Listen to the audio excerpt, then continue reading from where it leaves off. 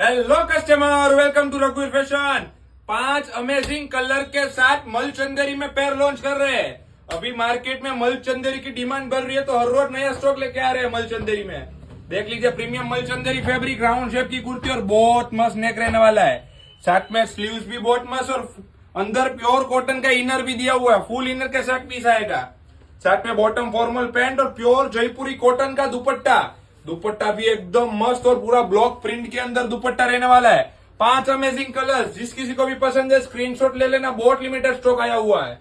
एक ये dark coffee colour, बहुत मस्त नेक, ये dupatta formal pant. Third one रानी पिंक कलर, ये भी हमारा हॉट सेलिंग कलर रहने वाला है, बहुत मस्त नेक रहने वाला है, पैंट और दुपट्टा। फोर्थ वन रामा कलर, सब एक से बढ़कर एक कलर है, तो फटाफट स्क्रीनशॉट ले लेना, बहुत लिमिटेड स्टॉक अवेलेबल हुआ है ये पैंट। और last one wine colour, small to double XL size available, all over India free shipping. Single piece भी आप घर बैठे मंगवा सकते हो, या मलचंदेरी का आर्टिकल।